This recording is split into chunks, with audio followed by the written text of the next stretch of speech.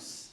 Tout d'abord, merci beaucoup pour l'organisation de cette journée et même de tout ce processus de mise en contact, je trouve, de chercheurs qui était vraiment très intéressant.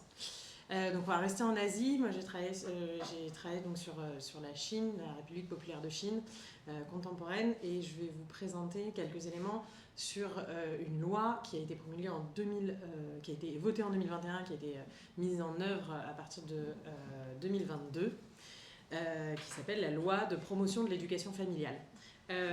Alors d'abord un petit peu sur le contexte politique et démographique, donc des éléments qui sont un peu de nature assez de connaissance assez commune, la politique de la mise en place de ce qui est dite la politique de l'enfant unique, qui est en fait une politique de planification familiale entre 1978 et 2016, qui donc réduit le nombre d'enfants par famille, bien que ce soit une tendance qui avait été de toute façon déjà enclenchée en Chine. Et en fait, en réalité, ça augmente donc la pression sur les familles pour prendre en charge les enfants. Mais donc ça implique donc une présence très forte de l'État dans les familles, dans les foyers, en fait, une implication de l'État au sein des foyers qui est très forte, qui donc date des années 50, qui datait déjà des années 50 avec la loi sur le mariage, s'est renforcée dans les années 80 avec la loi sur l'enfant unique, et qui en fait maintenant prend d'autres formes, avec une loi sur la piété filiale et la loi de promotion de l'éducation familiale de 2021.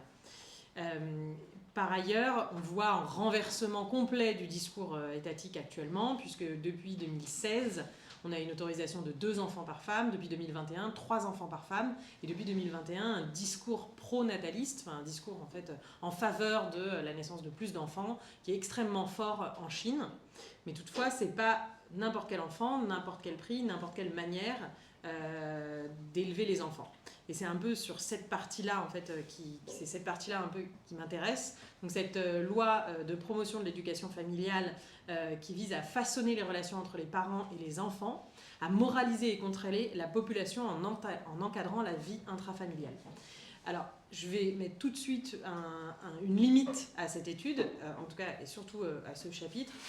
C'est un chapitre sur les prescriptions étatiques et non sur la réception de cette loi et la manière dont cette loi est mise en œuvre. Tout d'abord parce que au moment de l'enquête, de l'analyse que j'ai réalisée, cette loi elle était à peine en existence. On a encore du mal à en savoir vraiment les résultats, et en fait ça demanderait une enquête, une nouvelle enquête, à savoir maintenant, là on commence à avoir quelques années de recul, et donc quels sont les impacts. Donc attention, on est vraiment sur de la prescription théorique, si on veut, ou en tout cas légale, et non sur une réalité, et non sur ce qui se passe et comment elle est mise en œuvre. Donc imposer l'objectif de cette loi, en tout cas dans le texte, c'est vraiment d'imposer un idéal universel des pratiques parentales pour éduquer les enfants qui participeront à la réussite économique de la nation et qui seront loyaux au parti. Donc ces enfants, ils auront pour but de faire vivre la nation chinoise et soutenir le parti. Donc cet idéal parental, en fait, il existe, et cette manière de penser les relations parentales, elle n'est pas récente. 2021, ça arrive dans une loi, mais en réalité, on voit ces questions en fait apparaître de façon beaucoup. La genèse est beaucoup plus ancienne, et donc j'en viens. Je vais développer en fait un argument autour de aussi le fait que la famille a des objectifs qui ont beaucoup changé. Dans les années 50, Zhou Enlai, le Premier ministre de la République populaire de Chine, avait un discours autour du rôle des femmes au foyer, et autour du rôle productif de la famille. Donc les femmes sont capables d'être diligentes et économes dans le ménage, de sorte que leurs maris et leurs enfants puissent s'engager activement dans divers types de travaux productifs. Et donc, dans ces cas-là, les femmes au foyer étaient considérées comme des agents productifs de la société socialiste, puisqu'elles aidaient à la production, en aidant en réalité, en maintenant le foyer. Donc, il y a une campagne qui commence dans les années 50 et qui va se développer et qui existe encore actuellement, qui s'appelle la campagne des familles aux 5 vertus, qui va avoir plein de modalités différentes de mise en œuvre et des modalités aussi différentes de critères. Et au départ, donc, qui est très décentralisé et qui se concentre justement sur comment en fait la famille permet l'augmentation de la production économique. progressivement, les critères de cette campagne vont se transformer au profit d'un discours nationaliste. Pourquoi je dis des critères de cette campagne? Puisqu'en fait, donc, 5 vertus, c'est donc 5 critères qui peuvent être assez larges et qui permettent, en réalité, dans les localités, donc au plus bas, dans les villages, dans les quartiers des villes, etc., de mettre en valeur une famille ou 2 familles qui sont les familles aux 5 vertus, qui obtiennent donc un diplôme de la famille aux 5 vertus et qui permet en fait de mise en valeur de modèles familiaux, d'histoires familiales exemplaires en fait au niveau local, et progressivement en fait c'est une compétition qui va jusqu'à une famille aux 5 vertus, la meilleure famille aux 5 vertus de toute la Chine. Donc ça, on voit des critères qui évoluent au fur et à mesure. C'est une manière intéressante de penser le discours de l'État autour de la famille. C'est pas le seul, évidemment, il y en aurait plein d'autres, mais c'est une manière de voir un petit peu ce qui est identifié.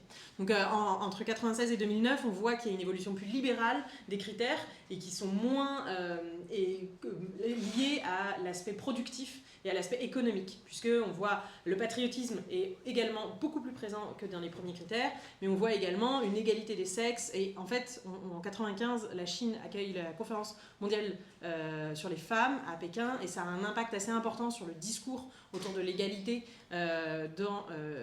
par le gouvernement. Donc je termine cette première partie qui est un peu la genèse de la loi. En 2014, donc la campagne change de nom, c'est à la recherche de la plus belle famille, donc sur la question de la beauté qui est assez intéressante.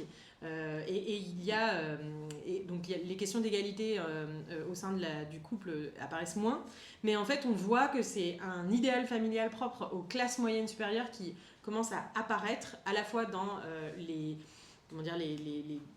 images qui sont diffusées autour de cette campagne, mais également, on va le voir, dans l'intensité en fait, qu'on demande aux parents. Et ici, donc là, cette image, elle est beaucoup plus récente, en fait, et même après 2014, elle date de 2020, et vous voyez que là, tout de suite, la famille a 2 enfants. Donc on n'est pas encore à 3 enfants, mais on est déjà à 2 enfants. C'est ça qui est promu. Donc maintenant, j'en arrive vraiment à cette loi de promotion de l'éducation familiale qui donc tire vraiment ses origines de toutes ces campagnes politiques. L'article 1er de la loi affirme que les parents donc, doivent formuler en tenant compte les conditions réelles des efforts d'éducation familiale dans notre nation. Donc l'objectif, c'est vraiment cet aspect autour de la société, l'accent sur la famille, l'éducation familiale. Elle est organisée en 5 chapitres, et on passe beaucoup de temps à développer quels sont les devoirs et les responsabilités des familles, et ensuite il y a toute une partie sur comment on promeut, donc plutôt sur la mise en œuvre. Ce qui me semble intéressant, c'est par exemple l'article 19 qui affirme que les parents et tuteurs des mineurs doivent assurer que l'éducation familiale avec le contenu suivant: apprendre aux mineurs à aimer le parti, la nation, le peuple et le socialisme, obéir aux mœurs sociales, renforcer la conscience juridique et le sens de responsabilité, établir des concepts d'unité nationale et de solidarité ethnique, apprendre aux mineurs à respecter les personnes âgées et à prendre soin des jeunes. Ici, on mélange à la fois des aspects tout à fait intrafamiliales, de relations intrafamiliales avec les personnes âgées, etc. Un aspect sur le droit, l'état de droit, le sens de la responsabilité, l'idée de respecter la loi, mais aussi en fait un discours assez idéologique sur la nation, le peuple, l'unité nationale, qu'on pourrait penser quand même extrêmement invasif et intrusif, en particulier dans certaines régions de la Chine où on a en fait un certain nombre de minorités ethniques qui sont plus prévalentes dans la population. Donc il y a une forte coloration idéologique à la parentalité. Et en fait, alors je ne vais pas répondre à cette question, mais on peut se demander en fait à quel point l'application juridique de cette loi peut condamner certains parents qui donc ne transmettraient pas les bonnes valeurs de la loi, les valeurs légales en fait à leurs enfants. Dans l'article 17, on voit aussi que ça demande en fait une intensité parentale.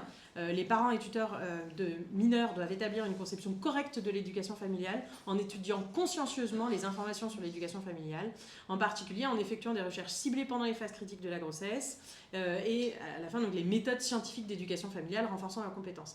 il y a un déterminisme scientifique, il y a une obligation en fait d'intensité de travail, il y a une forme de mise au travail des parents dans la manière dont est pensée la parentalité.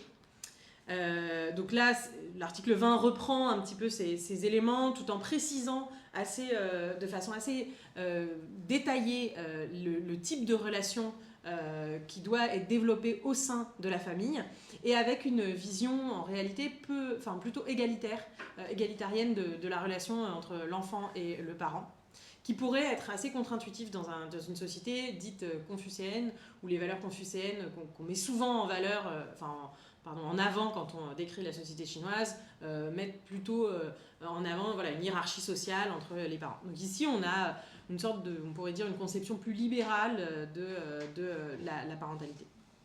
Donc finalement, cet idéal qui est présenté, en tout cas ces prescriptions plutôt plus qu'un idéal, ces prescriptions présentées dans cette loi montrent une mobilisation indispensable de temps et d'énergie pour apprendre à être parent, une emphase sur une parentalité donc intensive et scientifique, et un mixte en fait entre un style parental assez libéral qui est assez contre-intuitif dans la société chinoise, mais aussi quand même autoritaire, parce que c'est extrêmement précisé. Donc en fait, il y a un côté très descendant dans la manière dont les parents doivent s'occuper de leurs enfants.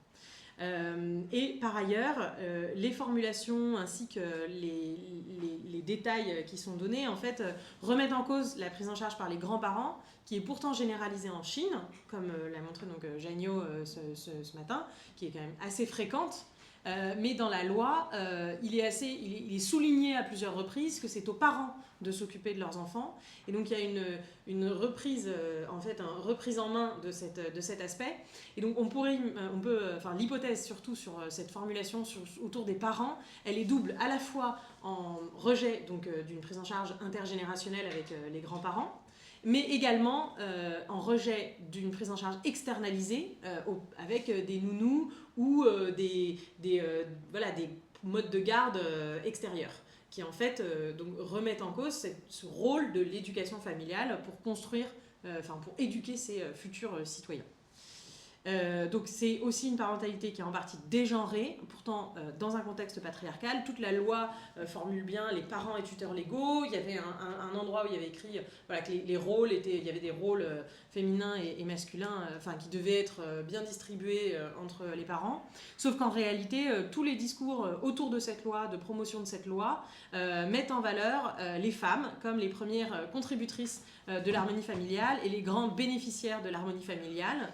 Donc en réalité, le discours accompagnant la loi, et c'est peut-être là où je m'extrais un petit peu, je vais faire quelques pas à l'extérieur du texte, justement, du texte de la loi, puisque toutes les politiques aussi, toutes les mises en œuvre de cette loi sont, tous les discours de mise en œuvre, toutes les actions, les événements de sensibilisation sont mis en place par la Fédération des femmes.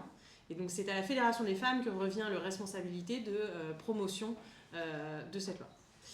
Donc en conclusion, on voit une évolution du discours étatique autour de la famille, donc d'une famille qui est au service de la production, du système économique, vers une famille plutôt orientée vers le bonheur, mais aussi orientée vers la nation. Une solution un peu universelle pour tous. Ces principes sont censés être appliqués, en dépit du premier article qui dit attention aux conditions matérielles de chaque famille.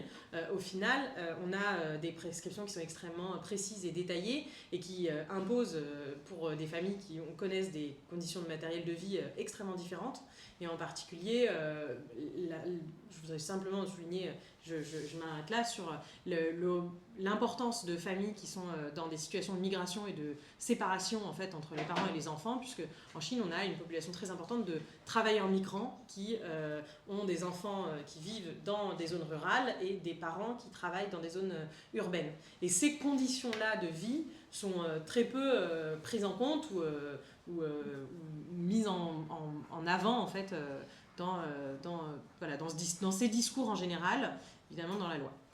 Donc un déni en fait, une négation des conditions sociales et structurelles et la question se pose en fait sur quelle pénalisation sera faite de parents qui ne correspondent pas en fait au modèle, qui ne respectent pas ces prescriptions. Donc ça commence à apparaître, mais à nouveau je suis désolée, je fais un petit peu une sorte de suspense. Il commence à y avoir des procès dans les tribunaux autour de cette loi, souvent dans des cas de divorce, parce que justement c'est utilisé pour montrer en fait voilà, les obligations parentales. Mais c'est encore à observer et à étudier, c'est encore trop récent. Le temps en plus de la justice est relativement long. À nouveau, elle est mise en œuvre en 2022, on est en 2025. Voilà. Suspense pour l'instant, mais je m'arrête là. Merci beaucoup.